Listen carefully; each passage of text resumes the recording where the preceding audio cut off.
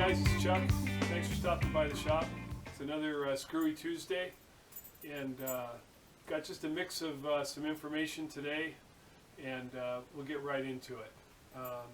As always, if you enjoy, subscribe, and hope everybody had a happy Easter, and here's a quick Easter photo for you, and somebody that's mad about it. All right, thanks guys.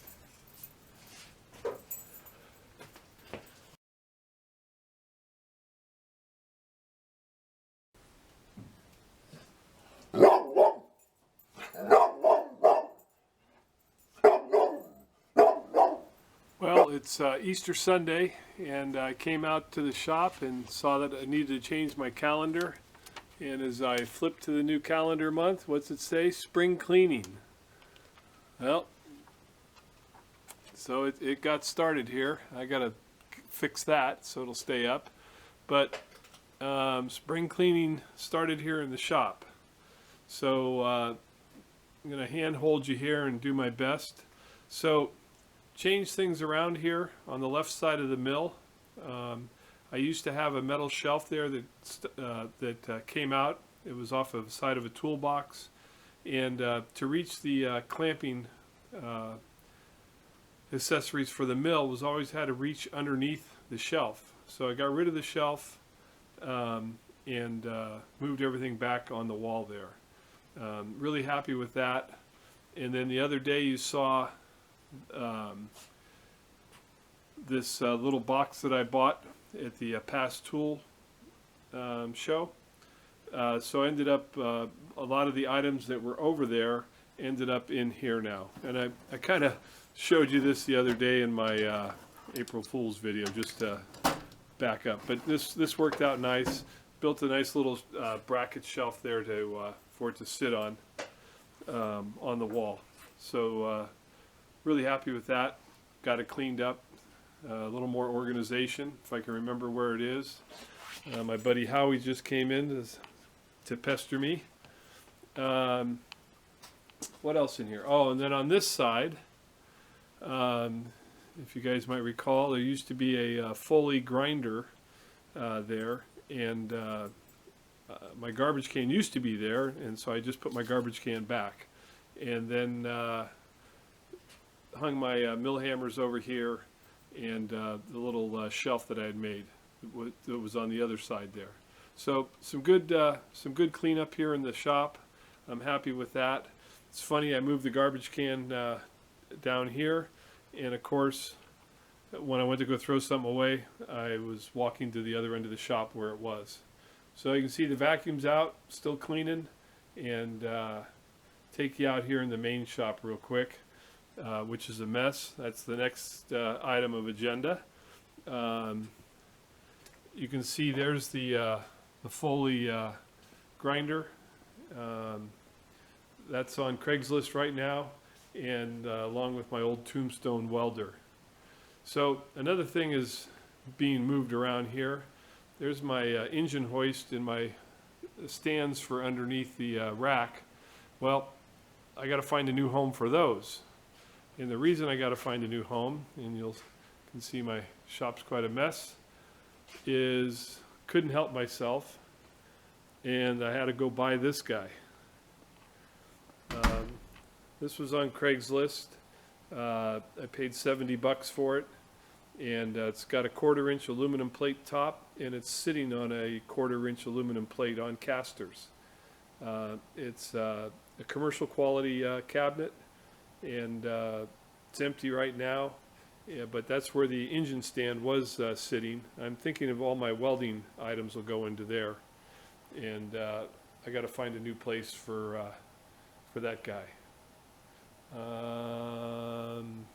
Otherwise, back in the shop here, I got a little project that came. My buddy Ryan Wasella, he saw my little TIG repair the other day and said, here, if you want to take a challenge on, see if you can fix this guy. And I don't know if you can see down in there, but it's cracked. There, you can see it right there.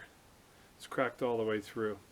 He says, I have another one, so if you make a mess of it, put it on your shelf, keep it.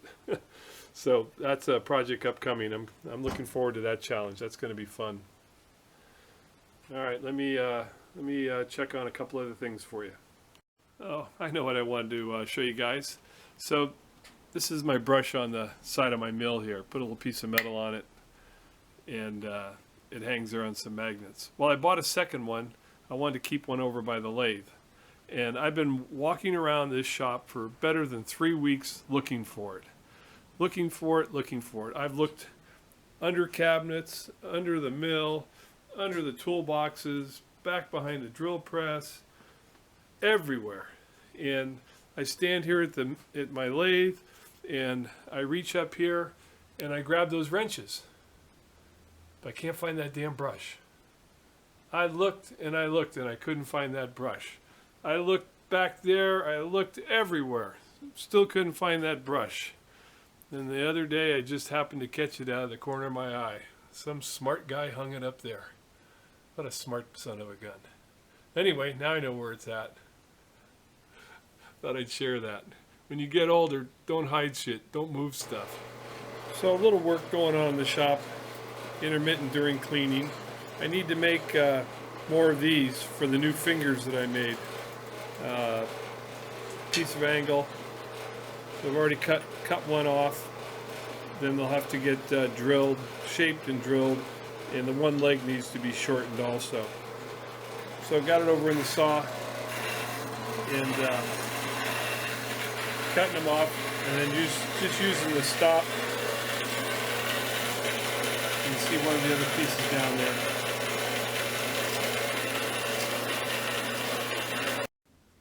Well, I love my saw. Let's just take a reading here. So we got 920 at the tip, and if we go to the other far tip, 921. I'll take that with a power hacksaw.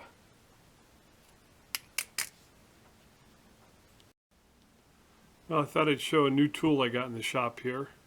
I got this from a friend, a YouTube friend. We've become buddies.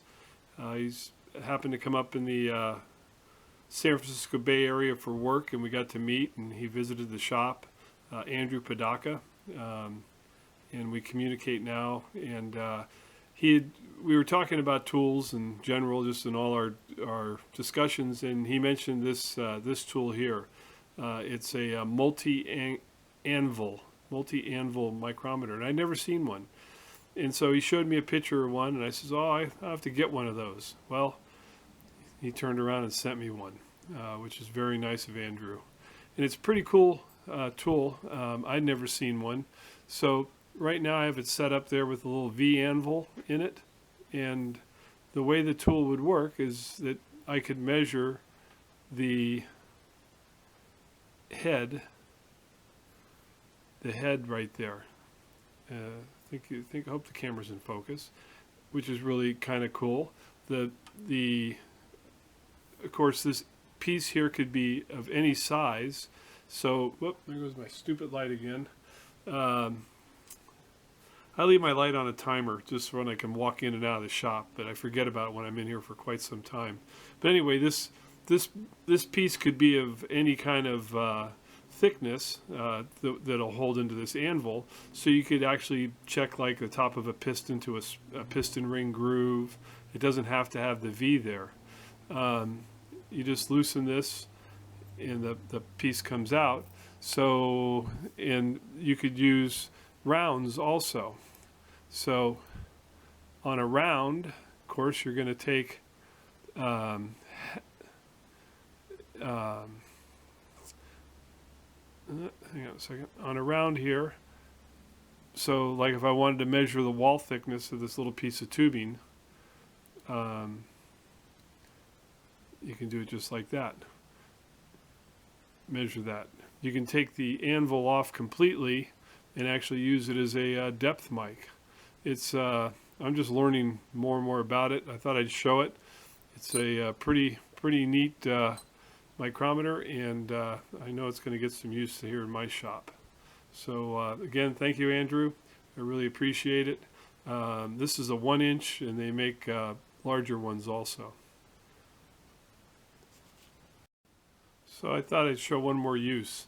So let's say I wanted to find center of that hole right there, off the side of this piece. Well, I have a gauge pin that fits the hole. So the gauge pin would go down in the hole. And now I would bring the mic up, take my reading, and then of course I would subtract 1/2 of the gauge pin, and that would give me a direct reading to the center of that hole. Pretty slick. Anyway, thought I would just add that feature there.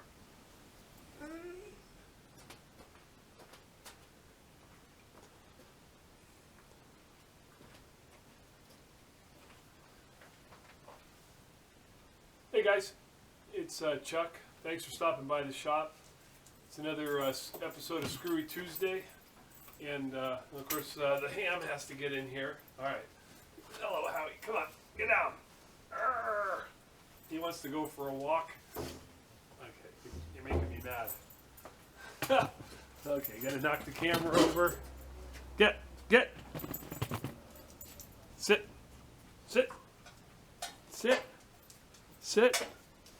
Stay. Oh man, dog, you're killing me.